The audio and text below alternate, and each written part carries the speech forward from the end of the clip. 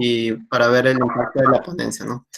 Ahora vamos a dar ya, siendo las 8:07 de la noche, el inicio de la ponencia del día de hoy, titulada Uso de injertos en traumatología. Tenemos el gusto, el honor de contar hoy con la presencia del doctor Víctor Daniel Bolívar Mendoza, quien es médico especialista en ortopedia y traumatología, actualmente jefe de servicio de traumatología del Hospital 2 Luis Negreiros Vega. Pasantía también tiene en cirugía de ortopedia oncológica en el Hospital Universitario del Valle de Cauca, Colombia.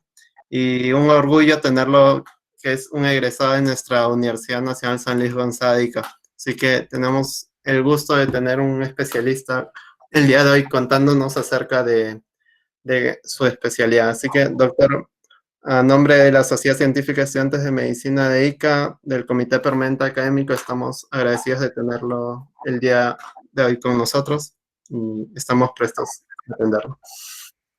Gracias, Humberto. Felipe. Perdón, Felipe.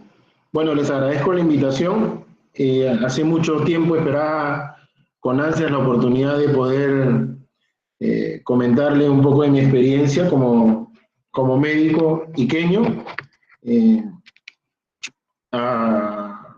de lo que yo desarrollo a ustedes, ¿no? Esperaba hace mucho tiempo la oportunidad de poderle contar un poco de la experiencia como traumatólogo que tengo y les agradezco porque me hayan invitado a esa ponencia. Como ven, esos son mis lugares donde yo trabajo, el Hospital 2 Lima Norte, que es el Hospital Luis Negreiros Vega, de salud, y bueno, y la Clínica Internacional de San Borja, que son donde desarrollo mis actividades como médico traumatólogo. Pertenezco a la unidad de cirugía de pie y tobillo de la Clínica Internacional. Soy cirujano de tumores, musculoesquelético y bueno, traumatólogo. Para empezar, como ven esa foto, los injertos óseos se usan prácticamente en todos los aspectos de nuestra cirugía reconstructiva. Abarcan desde el tratamiento de fracturas hasta complejas técnicas de salvamento de extremidades en cirugía tumoral. Los injertos óseos son elementos que se usan en traumatología hace ya más de 100 años y se utilizaron desde inicios de 1900 con las guerras. Las lesiones que se generan en las guerras lamentablemente siempre traen mucha tecnología, había mucho daño óseo y había la necesidad de llenar estos defectos, así que se empezó a utilizar injerto de cadáver y de previa limpiezas se colocaban en otros heridos y se evaluó que no había un rechazo. En el tiempo se entendió que los injertos no producen rechazo a otro cuerpo, así que esta técnica de injertos no es una técnica nueva, tiene más de 100 años, la usamos todos los traumatólogos y las utilizamos principalmente para ayudar al hueso en una fractura compleja donde se ha perdido hueso. La función de los injertos es una función mecánica en la cual le damos estructura a un hueso, una función biológica donde tratamos de darle vida al hueso, una función osteogenética y una función osteoinductiva que vamos a conversarla a continuación. Lo primero que quiero explicarles cómo funciona un injerto. En traumatología nosotros hablamos mucho de principios de biomecánica. La biomecánica es es el estudio por el cual entendemos cómo funcionan las fuerzas dentro del hueso y esas fuerzas cómo van permitiendo que se den procesos. En el caso de un injerto y un hueso, este esquema bastante grosero, pero creo que es muy simple para poderlo entender. Suponemos que esto es el hueso, un hueso clásico, y esto es un injerto, una zona dadora. Este espacio que tenemos acá lo conocemos como interfase, que está señalado con rojo. Entonces, ¿qué necesita un injerto para poder incorporarse a un hueso? Lo primero que necesita es una zona de implantación, es decir, un lugar que reúna las características eléctricas, de salinidad, de circulación, para que lo que vamos a colocar pueda desarrollarse, que haya vascularización lo suficiente para que la sangre pueda fluir de manera horizontal de un lado al otro.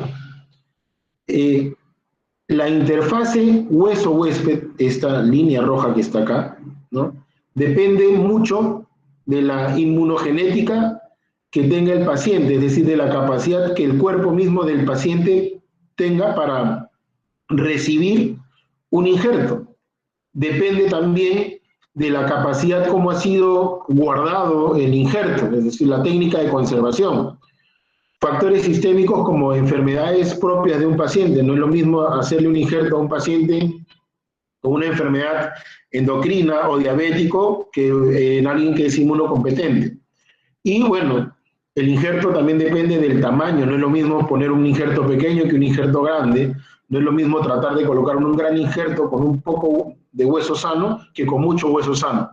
Entonces, ¿esto qué significa? Que al momento de nosotros intentar hacer un trasplante o una colocación de injerto de hueso, necesitamos tener presente todas estas características para poder colocar un injerto y ver que esto sea satisfactorio. La reparación ósea normalmente se basa en una pirámide donde por un lado tenemos los estímulos osteoinductores, es decir, estímulos que hacen que el hueso pueda generar hueso. Tenemos por otro lado la capacidad osteogénica de células osteocompetentes, o sea, que el hueso sea capaz de producir hueso. Y por otro lado, la matriz, que es el sustrato que va a permitir que se den estos dos eventos sobre el hueso. Y esta matriz también necesita sustancias, que son los factores de crecimiento, las proteínas morfogenéticas del hueso, las BMP. Entonces, la reparación ósea, cuando en traumatología hablamos sobre cómo se va a dar una reparación dentro del hueso, originalmente se habla sobre este triángulo, ¿no?, donde esta armonía no se debe perder, pero en el tiempo entendimos que este era un triángulo insuficiente para hablar de reparación ósea. Porque uno puede tener, como ven en esta radiografía, podemos tener estímulos osteoinductores, es decir, un paciente que se ha roto un hueso, voy a usar un ejemplo para que me puedan entender. Un paciente se rompe un hueso y le van a colocar una placa, una persona de 70 años, como es el caso que está ahí. Se fractura un hueso, el traumatólogo decide operarlo, le va a colocar una placa y va a juntar los huesos y se da cuenta que falta hueso y le va a colocar injerto óseo.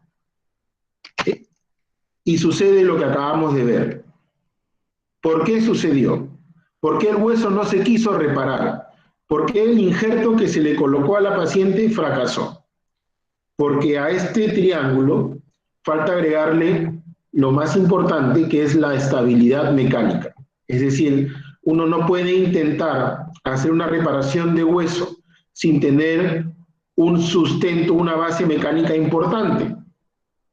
Como después, y hablando de este paciente, se entendió, esta era una paciente que tenía una endocrinopatía de fondo, era hipotiroidea, entonces ya hablamos que de por sí ya teníamos una alteración, un trastorno dentro de la paciente, y por la edad teníamos ya una circulación un poco lenta.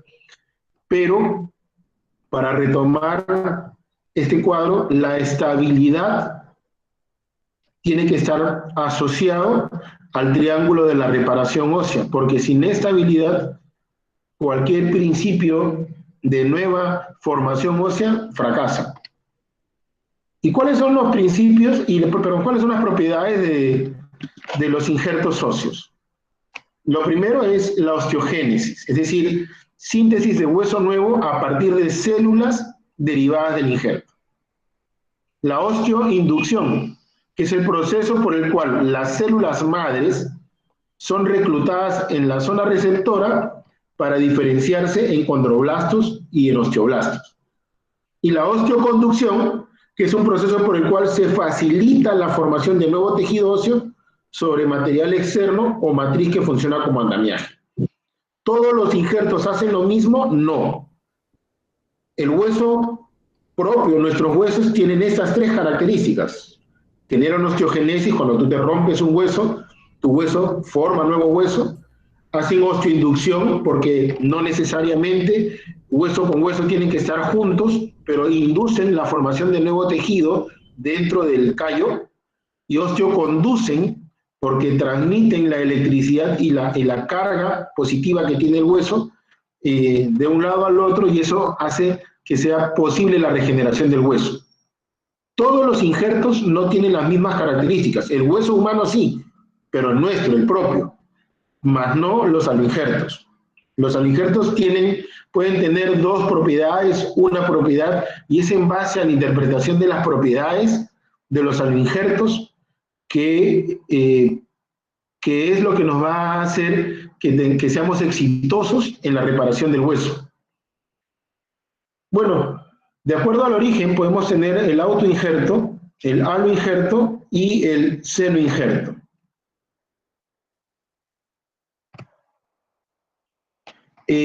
¿Cómo sucede la incorporación ósea? El proceso de incorporación, al igual que una fractura, tiene en la formación de un callo, tenemos también estadios.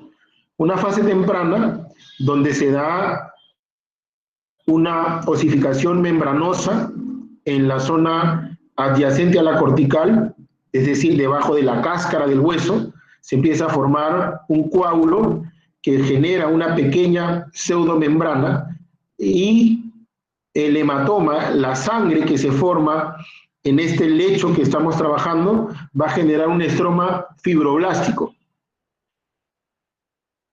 A continuación se forma la fase intermedia, donde empieza en este estroma fibroblástico una incorporación y una remodelación del injerto, donde la zona central del injerto va a ser invadida por tejido nuevo y se va a generar una osificación endocondral alrededor de la misma. Y una fase tardía, donde hay una mayor cantidad de médula ósea en formación de hueso cortical alrededor de la zona central y remodelación ósea finalmente. ¿Cuánto dura todo este proceso de incorporación? Esto es lento. Antes, una consolidación de un aloinjerto estructural, estábamos hablando de 2 años. Con las técnicas actuales y los nuevos injertos que tenemos, nuevos aceleradores de osificación, esto puede bajar a 6 meses a 1 año.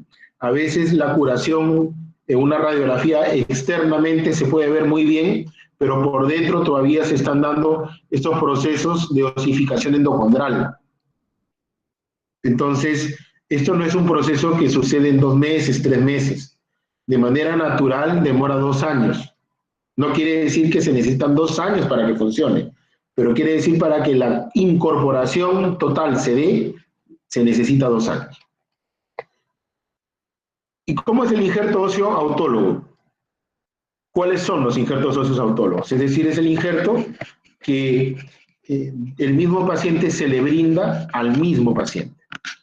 El injerto óseo autólogo, el más usado es el hueso esponjoso, que es un hueso que no tiene capacidad de carga, porque es un hueso de la esponja, o sea, de la médula ósea, que es un hueso que al llenarse de sangre en una cirugía, lo que va a permitir es estimular nuevo tejido. Tenemos injerto cortical no vascularizado y cortical vascularizado. En esta foto, como pueden ver, este es un autotrasplante de un peroné de una paciente que lo estamos utilizando como un clavo intramedular en una pseudoartrosis, es decir, una paciente que tuvo un fracaso en la consolidación del hueso. Y aquí estamos usando un injerto cortical, porque estamos usando toda la corteza del hueso, no vascularizado, porque este hueso lo estamos trasplantando sin su propia circulación. Las propiedades que tiene un injerto óseo propio, como le expliqué, son las tres: osteogenética, osteoconductiva, osteoinductiva. Ofrece soporte estructural a implantes colocados. Como ustedes pueden ver, este es un injerto, es una estructura que puede permitir que yo le pueda colocar tornillos, puede permitir que yo le pueda colocar placas, por eso es que dice acá que ofrece un soporte estructural, y se convierte en una estructura mecánica capaz de soportar cargas. ¿Cuáles son las características más importantes del injerto autólogo? El injerto autólogo es el patrón de oro, es el gol estándar para rellenar defectos óseos en un paciente, porque es tu mismo hueso que vas a utilizar para rellenar defectos del mismo hueso. En este caso, la cresta ilíaca es la zona dadora por excelencia, donde podemos sacar mucho injerto para poderlo llevar a diferentes partes del cuerpo para llenar defectos óseos. El problema es que las zonas dadoras, es decir, las zonas de donde sacamos el injerto, a veces se lastiman, se genera como consecuencia neuropraxias, neuropatías, hay problemas, por ejemplo, porque es la zona del cinturón en las mujeres, la ropa le genera a veces dolor, esta zona dadora, ¿no? Entonces, es una zona que nos soluciona muchos problemas, nos da injerto óseo muy importante, pero que necesita una precisión en la técnica quirúrgica, porque las complicaciones que se dan pueden ser muy dolorosas y sensitivamente muy incómodas. No sé si hasta acá tienen alguna pregunta o continúo de largo, porque de repente hay temas que son un poco confusos y si quieren los explico de otra forma o continúo. Chicos, ¿tienen alguna inquietud, alguna duda hasta el momento? Pueden dejarlo en el chat o de lo contrario activar su micrófono. Si no, dejamos las preguntas para el final de todas maneras. Ya, entonces sigo. Excelente, dice Laura Galeano. Todo perfecto, doctor, en los comentarios. Entonces, hemos hablado del injerto óseo autólogo, es decir, que el mismo paciente se brinda, y ahora hablamos de los aloinjertos óseos. Los aloinjertos se emplean para soportar cargas mecánicas y resistir fallas en zonas donde hace falta soporte estructural. Es decir, el aloinjerto nos va a permitir rellenar un vacío que se ha generado porque el hueso ha fracasado, nos va a dar estructura, ¿no? Donde necesitamos fuerza, pero como ven, el aloinjerto nos da dos ventajas: osteoconducción y osteoinducción. La incorporación ósea que da el aloinjerto con el hueso normal se da como una sustitución por invasión que ya comenté con anterioridad. El hueso cadavérico es invadido por células del hueso propio del paciente y se forma un estroma donde se va a ir colonizando con células a través de un principio de pseudomembranas, es decir, hay una formación de una especie de callo blando dentro en el hueso y va incorporándose y metiéndose como un cono dentro de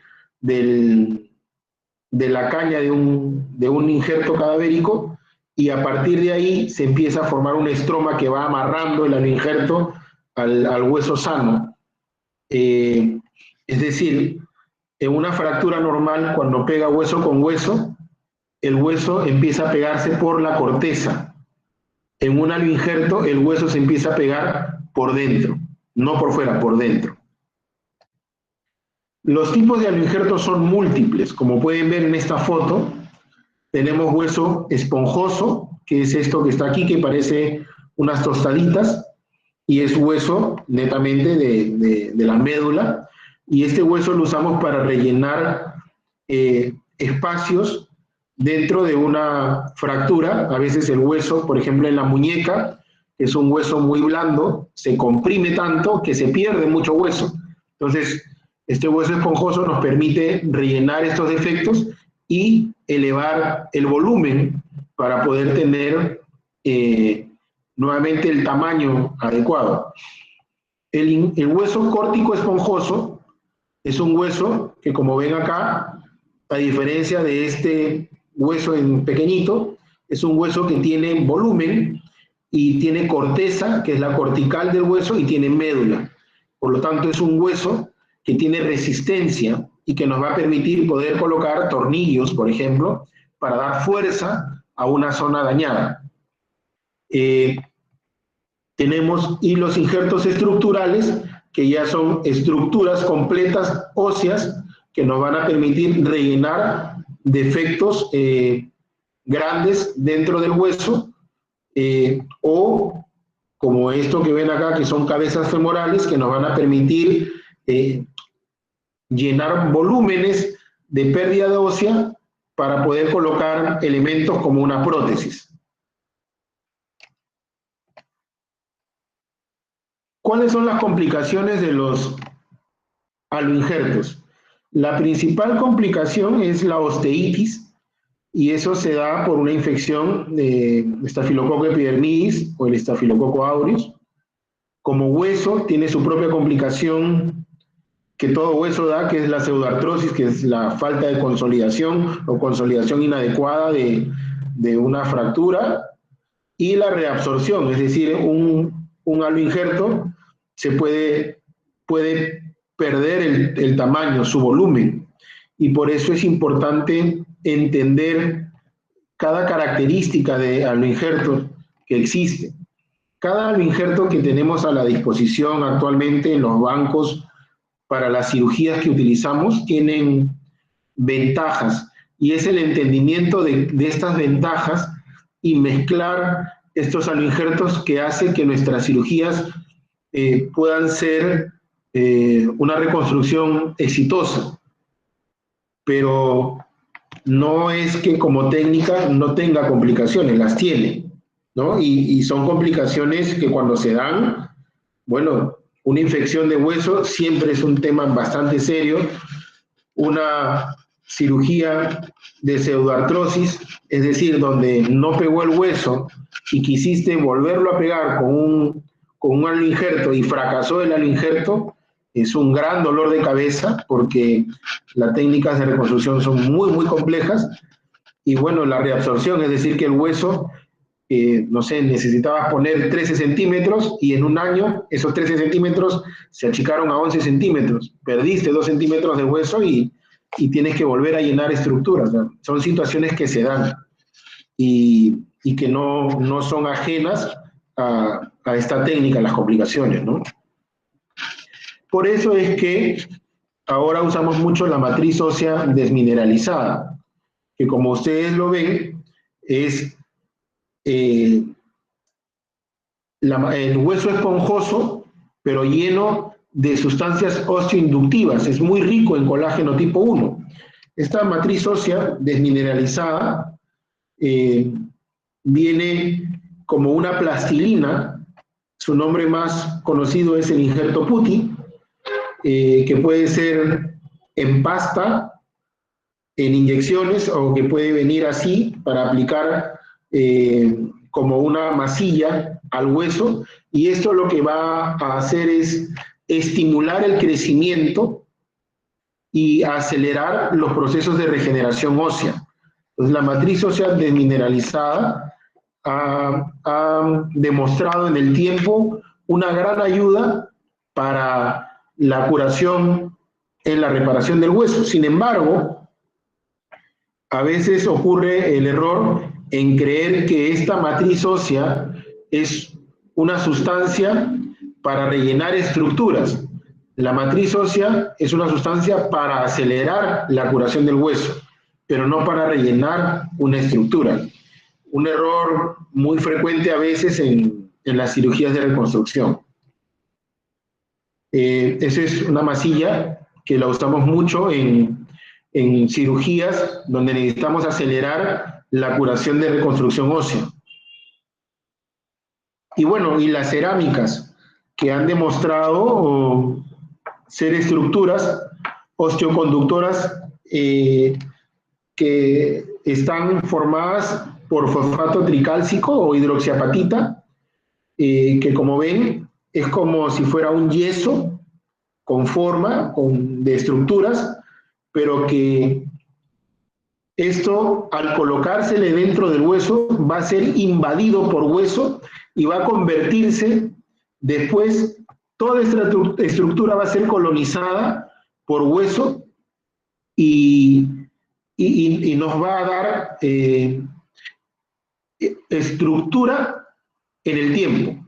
Las cerámicas han demostrado, actualmente se está usando mucho en las cirugías de prótesis, porque son como cuñas que vamos colocando cuando queremos colocar un elemento metálico. No sé si alguna vez ustedes han entrado a una cirugía de prótesis de rodilla, pero en una prótesis de rodilla tenemos que cortar el cartílago que no sirve, y sobre ese cartílago que no sirve alisamos las superficies articulares para poder colocar una rodilla de metal. Sin embargo, debajo de esta rodilla de metal, a veces el hueso le quedan espacios y huecos que tenemos que taparlo, ¿no? Y lo tapamos con una masilla de cemento, pero un cemento de hueso que se utiliza en las cirugías. Pero el problema es que si le pones mucho cemento, que no es hueso, a una rodilla o a una cadera, en el tiempo se afloja, y lo que hace es que el material que has colocado como una prótesis se afloje. Al utilizarse las cerámicas, estas cuñas se colocan como si fuera un taco, y después de 6 meses ese taco que pusiste, que está hecho por hidroxiapatita, todo ya se convirtió en una cuña de hueso.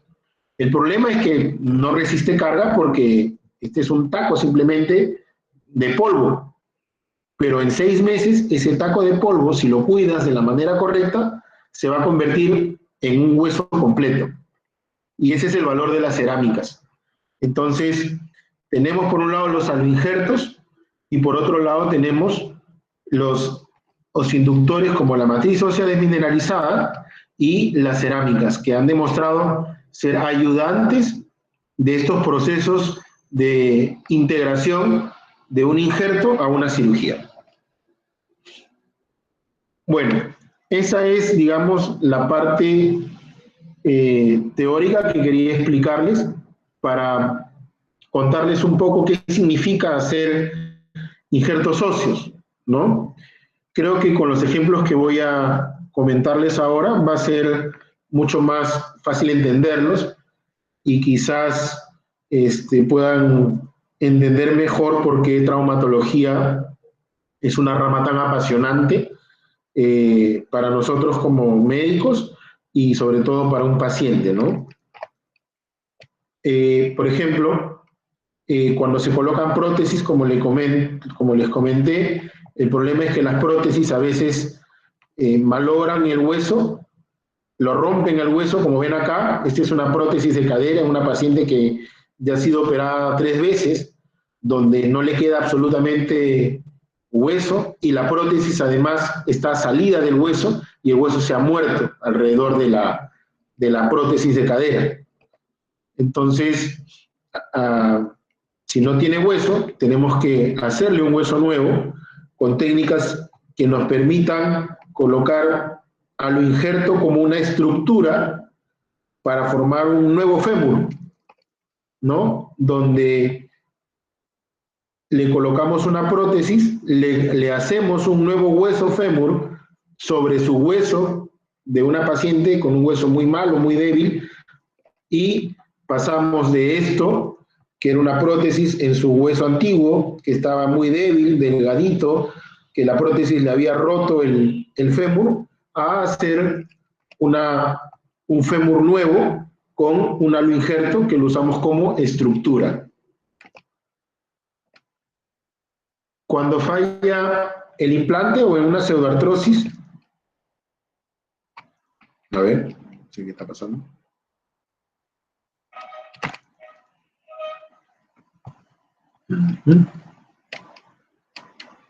Ok. Es una paciente que acude a consulta porque tenía el brazo curvo y había sido operada 3 veces en la selva por un problema de una fractura en el húmero. Cuando la estudiamos nos dimos cuenta que los principios que se utilizaron para reconstruir la lesión generó un daño tremendo en el brazo y los tornillos se le aflojaron y bueno, el hueso nunca pegó y la chica estuvo así más o menos 5 años. Entonces se le coloca un aloinjerto estructural que nos permite reconstruirle el brazo, no acortándole el húmero y dándole un movimiento nuevamente y fuerza a un brazo que estaba limitado, ¿no? Entonces, en este caso el aloinjerto, que es todo esto que le hemos colocado adentro, nos permite dar estructura y posteriormente una osteointegración adecuada. Cuando tenemos fracturas serias, donde hay un estallamiento, una pérdida de una estructura ósea, en este caso una fractura de calcáneo, por una paciente joven que se cayó de más de 4 metros y se le estalla el calcáneo como se ve acá, que es el hueso, uno de los huesos más fuertes que tenemos, y vemos que hay un defecto óseo tan severo como el que se ve acá. Entonces, de hecho, miren cómo quedó el calcáneo. No hay absolutamente estructura. Entonces, ¿qué le puedes ofrecer a un paciente joven?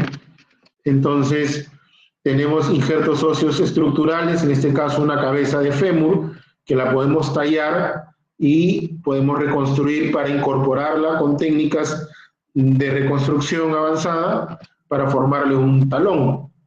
O un paciente con un tumor en la cara interna de la tibia proximal, un tumor de células gigantes, donde este paciente estaba diseñado ya para colocársele una prótesis de rodilla, donde había que sacrificar todo este hueso. Imagínense, en este paciente había que sacarle toda esta parte de la rodilla, toda esta parte de la rodilla también, y ponerle todo esto a una rodilla de metal, por este tumor importante, ¿no?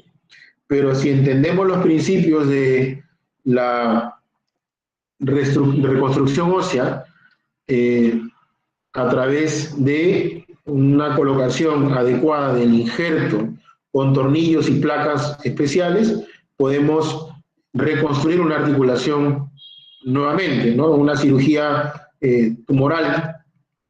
O en pacientes que tienen, como en este caso, un tumor en el fémur, que es una zona bastante difícil de llegar. Este es un paciente que tenía un tumor en el cuello del fémur, que le generaba mucho dolor, y como ven, esto era lo único que le daba carga al hueso. Estos milímetros que ven acá a los costados, en la corteza, era lo único que cogía el fémur y teníamos la médula ósea vacía. Entonces, este paciente hacía un mal movimiento y se le rompía la cadera. Entonces, en este caso, por ejemplo, podemos usar un estimulador óseo, como es la matriz ósea demineralizada. Esta es una marca que se llama DBX, que permite colocar como una inyección directamente el injerto, y bueno, y se coloca además un elemento especial de fijación para que el hueso pueda curar de la forma más estable posible. En pacientes que, por ejemplo, han perdido mucho hueso producto a lesiones o mal manejo, en el tiempo se le puede hacer una reconstrucción con un aloinjerto estructural y devolverle la posibilidad de tener un hueso que sea competente, ¿no? Para que le permita a la paciente volver a caminar. Esa es una paciente de la selva que había tenido una herida de bala en el tiempo y que, bueno, no supieron ya cómo manejarlo y lamentablemente el hueso se fue reabsorbiendo y le pusieron un material de cemento para que el hueso ya no se achique más, pero así estuvo 2 años. Entonces, esta es una paciente que le hemos podido colocar un aloinjerto estructural para poderle dar nuevamente forma a un hueso para que pueda servir la pierna y el muslo, ¿no? O, por ejemplo, también usamos los autoinjertos, es decir, injertos del mismo paciente. Esta es una señora que tenía un tumor en la tibia que le generaba mucho dolor y todo esto blanco que ven acá es una zona que era como una pseudomembrana, es decir, eso no era hueso. Esta zona no trabajaba como hueso y por lo tanto no la protegía a la paciente, era una zona inerte, muy débil y que le generaba dolor. Entonces, bueno, en traumatología evaluamos mucho, hacemos muchas planificaciones para ver cómo vamos a diseñar una cirugía y a esta paciente le sacamos el peroné de la pierna del costado y se lo colocamos con tornillos como si fueran unas vigas. Se llama la técnica de la catedral, que es básicamente colocar unas vigas como si fueran como los arcos de una iglesia, y para sostener mecánicamente a la tibia y el paciente pueda volver a tener en el tiempo un hueso sano y que funcione. O, por ejemplo, podemos hacer reconstrucciones grandes, como este es un paciente que tuvo una fractura patológica. Fractura patológica se llama cuando un hueso se rompe, pero la historia del accidente no guarda relación con la lesión. Este es un paciente que lo patearon una sola patada en la pierna y le generó esa fractura. Entonces, este tipo de rotura en el hueso, uno lo ve en cirugías por accidente de tránsito. Cuando estudiamos a profundidad el hueso, nos dimos cuenta que esta fractura se había generado, pero porque el hueso tenía una deficiencia dentro del hueso mismo. Y cuando entramos a ver la lesión, bueno, este no es un hueso sano, es un hueso que tenía un cáncer, un liposarcoma, y lo que hicimos fue resecar el tumor y hacer un trasplante estructural, donde cambiamos toda una estructura, ¿no? Y lo reinsertamos al fémur distal para que este paciente tuviera la oportunidad de seguir teniendo hueso, ¿no? En vez de reemplazar todo esto por una prótesis. Es el seguimiento en el tiempo, ¿no? Ya está terminando de formar el callo. Este es un aloinjerto largo, así que acá no tenemos apuro. Esto va a demorar un par de años todavía en la incorporación total. Los aloinjertos estructurales también se pueden utilizar en articulaciones como la muñeca. Este es un paciente con un tumor de células gigantes muy grande que le generaba una gran deformidad en la zona del cúbito. En el cúbito existe una serie de elementos de amortiguación y este tumor se lo deformó. Esta es una persona que trabajaba utilizando mucho la muñeca, es un técnico de farmacia, y bueno, la cirugía era sacarle el tumor y hacerle una artrodesis, es decir, una fijación de la muñeca, porque ya no había nada más que ofrecerle, es lo que le habían dicho. Entonces nosotros evaluamos el caso y decidimos hacerle un trasplante, le colocamos un peroné, lo fijamos al cúbito y los ligamentos alrededor del peroné los reinsertamos los ligamentos de la muñeca al peroné y, bueno, en el tiempo no fue bien. Cuando falla el implante, por ejemplo, como en este caso, una paciente que había sido sometida a varias cirugías para tratar de pegar el hueso, pero no se entienden los principios mecánicos del hueso, a veces hacemos mucho más daño. Entonces, este era un caso bastante complejo, era una paciente mayor de 70 años, con una enfermedad endocrina, que tenía un fracaso porque su hueso era muy malo para generar una consolidación, así que a ella lo que decidimos fue hacerle un trasplante masivo del peroné, lo colocamos como si fuera un clavo intramedular y lo fijamos con unos fierros por fuera, que es una fijación externa, hasta que después de 3 meses, finalmente el hueso consolidó, pegó y acá ven el peroné como si fuera un clavo que nos está dando la solución de estructura ósea, ¿no? Por eso es que hablamos que los autoinjertos son los mejores injertos que puede tener el paciente, ¿no? Pero cuando el defecto es muy masivo, tenemos que utilizar injertos estructurales cadavéricos.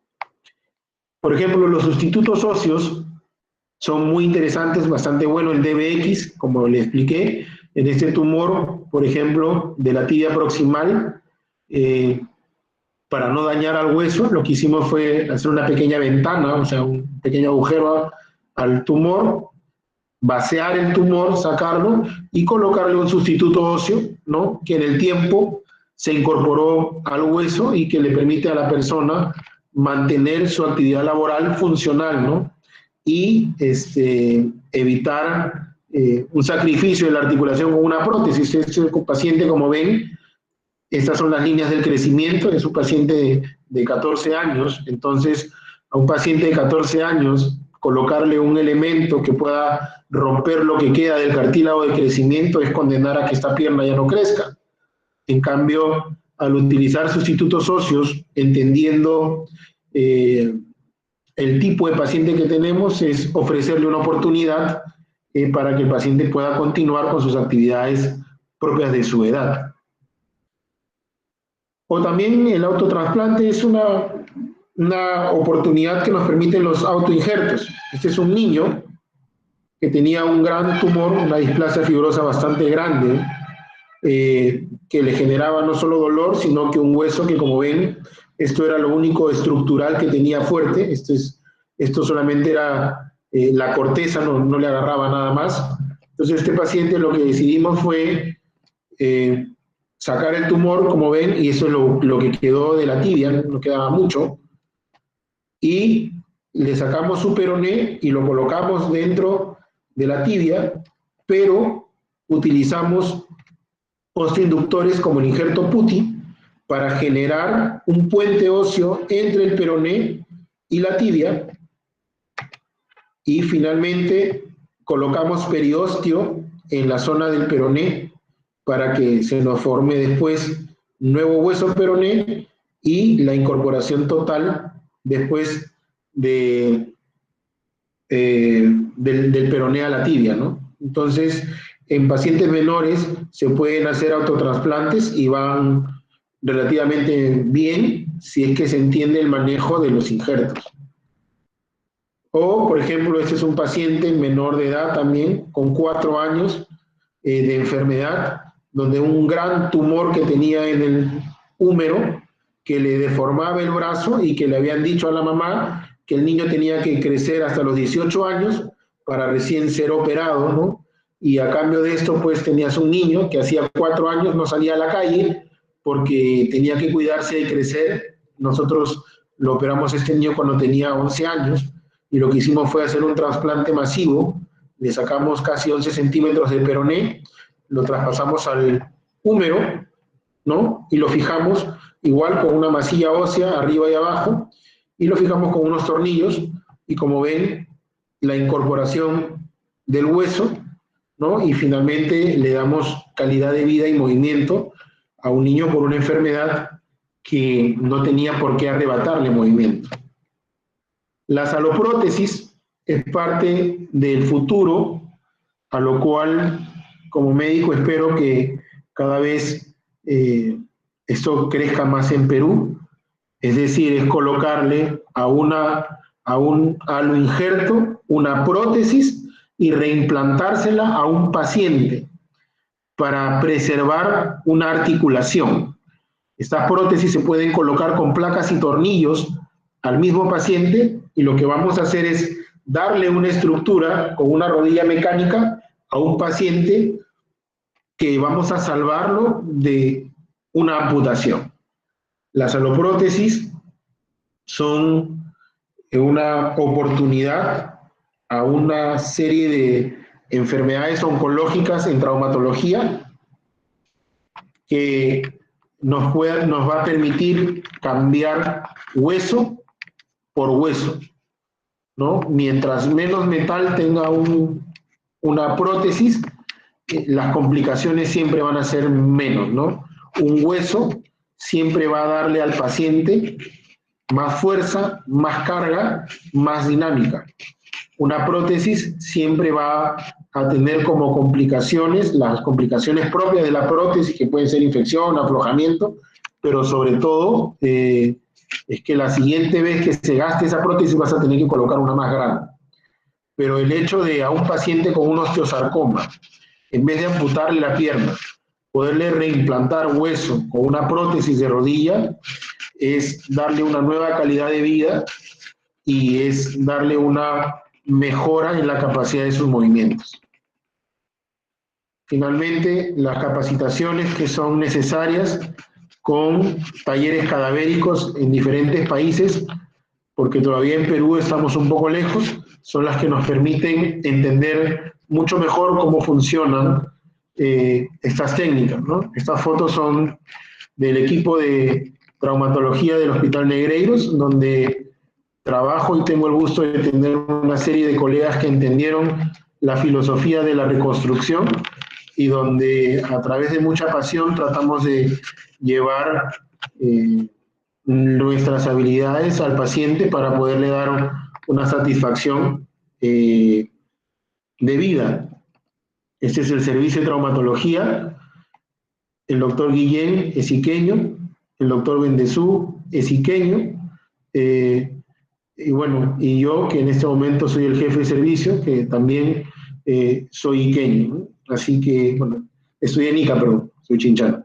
Así que esto es algo de lo que yo les puedo compartir, de lo que significa usar los injertos óseos en traumatología. Como ven, tiene una serie de usos, de beneficios. Son cirugías que son retos, que permiten desarrollar nuestras habilidades y que nos permite al final tener una gran satisfacción en la recuperación del paciente. Muchas gracias.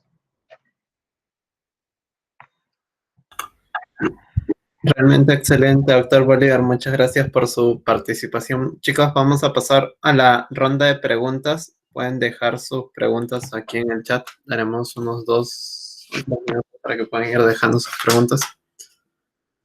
Así que, no, doctor, agradecerle en nombre de la sociedad científica. Vamos a esperar unos momentitos a ver si los chicos tienen alguna inquietud, alguna pregunta. Doctora, yo tenía una pregunta. ¿Cómo es el manejo? Mencioné las complicaciones que podría haber osteomielitis. ¿Cuál es su manejo más o menos protocolar en su centro de las infecciones? Bueno, nosotros las osteomielitis tienen todo un protocolo. Hay exámenes de sangre que se tienen que hacer. La procalcitonina es, dentro de los estudios que tienes que hacer, es la forma de entender la gravedad de la lesión. BCG y PCR son exámenes relativos, pero la procalcitonina nos ayuda mucho más. La gammagrafía ósea también es importante. A veces la tomografía nos permite ver si es que hay nidos de la lesión osteomielítica. Y a nosotros nos gusta mucho iniciar el tratamiento de osteomielitis con rifampicina y cipro, ¿no? Lo damos por 3 meses y hacemos el seguimiento al paciente, ¿no? Cultivar el hueso es muy difícil a veces, así que no siempre es satisfactorio cultivar un hueso, ¿no? Pero las osteomielitis nosotros las manejamos con rifampicina y cipro.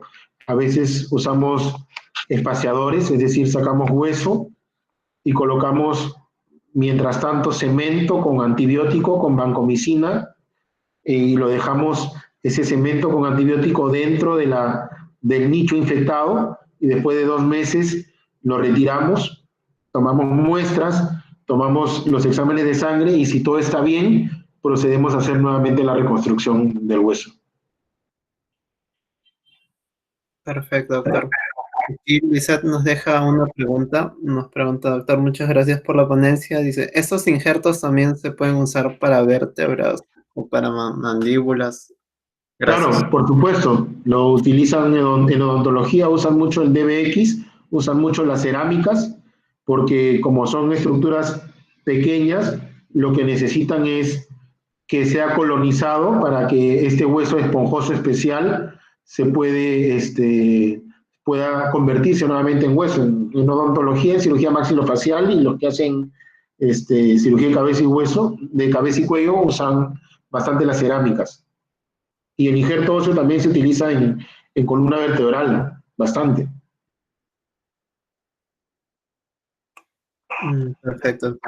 Tengo otra inquietud. Y con respecto a costos, estos aloinjertos, a diferencia de las prótesis, son más costosos. Depende, es que son dos escuelas completamente distintas. Los aloinjertos pueden costar, una estructura grande puede costar 7.000 soles.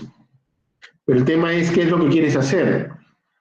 Por ejemplo, si tú vas a poner una prótesis tumoral puede costar 40.000 soles. Una prótesis tumoral en la rodilla puede costar 40.000 soles y después de 10 años se te va a aflojar y tienes que colocar una prótesis más grande. En cambio, si tú colocas un injerto que te cuesta estructural 7.000 soles y una placa que te cuesta 7.000 soles, vas a gastar 15.000 soles, pero de acá a 15 años, ese paciente tiene que tener una rodilla y si se gasta esta rodilla que le hiciste, lo que le vas a colocar es una prótesis primaria y no una revisión de una prótesis tumoral. Entonces, por ahí los costos cambian un montón. Entiendo. Doctor, aquí el compañero Abraham nos dice, "Hola, doctor, ¿se puede utilizar una aloprótesis en algún tipo de fractura supracondilia?" Las fracturas las fracturas son, en las fracturas se hacen osteosíntesis. La aloprótesis es una indicación donde una estructura ya no sirve porque se gastó y simplemente o sea, ya no sirve la estructura, entonces tienes que poner una prótesis. Las prótesis que funcionan mejor son las prótesis de miembros inferiores, las prótesis de cadera, de tobillo, de rodilla. Las prótesis de miembro superior que existen no se hacen con aloprótesis salvo que sea un tumor, un cáncer, donde el hueso no sirva y bueno, intentes hacer una reconstrucción, ¿no? Pero para una fractura no vas a hacer una aloprótesis. Sí, entiendo. Sonia tiene una pregunta. Su micrófono adelante, Sonia. Buenas noches, doctor Bolívar. Muy buena su exposición. Yo quería hacer una pregunta. Cuando usted coloca algún injerto de hueso en un lecho tumoral, ¿no? Que ha operado, ¿ha tenido algún caso en el cual el tumor también compromete este injerto que colocó? ¿Hay algún reporte de caso en ese tipo de cirugías? Los osteosarcomas. Los osteosarcomas son tumores que hacen lesión por contigüidad y puede contaminar el injerto. No como está narrado como hecho que puede generar el osteosarcoma y el condrosarcoma, pueden contaminar el aloinjerto y el aloinjerto hacer después de 6 meses un osteosarcoma. Por eso es que en esas cirugías lo que se hace es la técnica del hot dog que le llaman, que es sacas el injerto, sacas el hueso que tiene cáncer, lo pones y lo bañas en nitrógeno líquido y el nitrógeno lo que hace es quemar el hueso y al quemarlo lo limpian y lo vuelves a reimplantar en la zona tumoral. O sea, no le colocas al injerto, sino colocas el mismo hueso, pero que lo has bañado en nitrógeno líquido y con eso al menos te aseguras que las células tumorales las mataste. Y si después de 6 meses ves que no hay recidiva, puedes hacer una reconstrucción, pero sí puede haber recidiva con una injerto. Gracias por la pregunta. Muchas gracias, doctor. Por aquí John me pregunta si ha encontrado alguna reacción adversa en el uso de prótesis de procedencia china en su o de otra procedencia. ¿Cómo? No entiendo la pregunta. Si ha encontrado alguna reacción adversa con el uso de prótesis. Mi pregunta en especial de las procedencias de O procedencia. sea, las prótesis como tal tienen complicaciones, al igual que las técnicas de reconstrucción. Todas las cirugías tienen complicaciones. La complicación más frecuente de una prótesis, en todo caso, la complicación más seria de una prótesis es la infección de prótesis. Una infección de prótesis puede terminar en la amputación. Entonces, yo he visto todo tipo de complicaciones, ¿no? Una prótesis se puede salir, se puede luxar, una prótesis puede romper el hueso, puede romperlo, puede debilitar el hueso y necesita cambiarlo y poner una prótesis más grande también, pero son propias de las complicaciones que existen en una cirugía de reconstrucción, ¿no? Las prótesis tienen esas complicaciones. Y no es que, como lo mencioné, que los aloinjertos no las tengan. Los aloinjertos también tienen complicaciones, se pueden infectar, los aloinjertos también no pueden pegar, los aloinjertos también se pueden romper.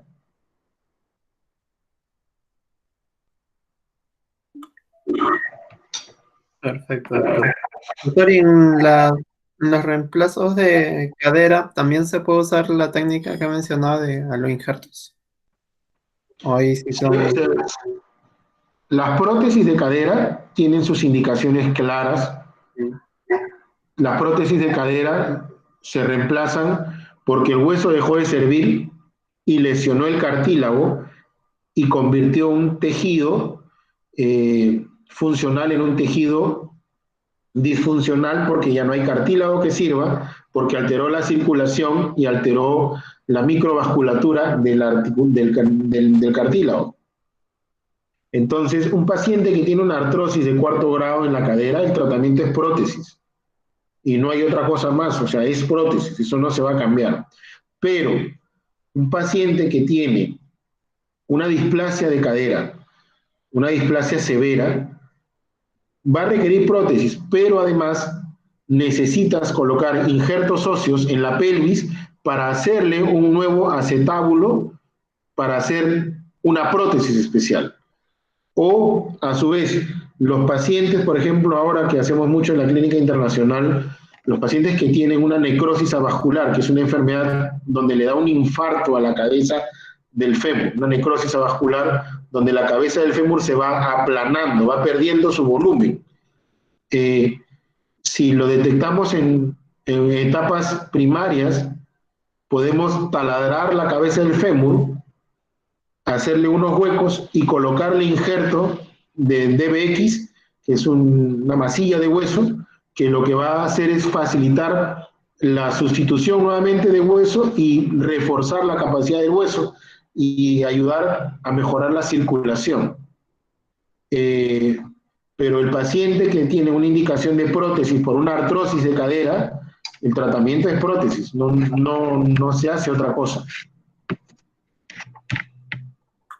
Perfecto, doctor. Y aquí hay una última pregunta de Rosa Padilla, nos pregunta, dice el valor aproximado de un injerto de brazo y creo que está solicitando su teléfono, si se lo podrían dar al privado. En algún... alguna... Esta es una charla académica. Sí, sí, cualquier cosa, entonces ya... Doctor, disculpe, antes que termine, quiero también hacer una consulta, doctor. Bueno, disculpe que yo tampoco todavía no he llevado la cirugía y tengo algunas dudas sobre el momento en sí general de lo que es traumatología. Cuando hay en el hueso, éntesis, bueno, los ligamentos cuando se pegan al hueso, al momento de haber un traumatismo, estos también se llegan a separar. ¿Cómo hacen en su especialidad para poder unirlos? ¿Me puedes explicar mejor tu pregunta? Sí, doctor. el ligamento que está unido al hueso, ahí Ya. están los mecanismos en el cual se sale, se despega del hueso. Claro. En estas circunstancias, ¿cómo hacen para que vuelva a estar insertado y Ah, hacer... ya. Bueno, es que en la medicina deportiva, en traumatología, se usa actualmente muchos elementos para reconstruir los tendones y ligamentos. Eh, Usamos lo que se conoce como anclas, que son unos arpones que se insertan al hueso dañado y que nos permite jalar el tendón o el ligamento y volverlo a posicionar en la zona donde tiene que estar el tendón o el ligamento que se ha lastimado, ¿no?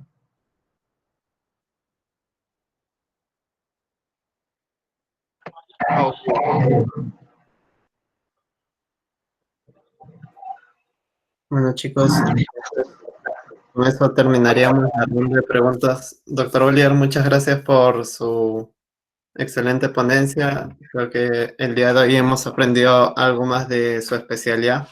Y nada, agradecerle a nombre de la Sociedad Científica de Estudiantes de Medicina de ICA, el comité académico y de todos los chicos aquí reunidos el día de hoy. Ha sido un gusto poderlo tener con nosotros. Listo, muchas gracias. Hasta luego con todos. Listo, doctor. Estaremos en contacto si se puede hacer alguna otra actividad.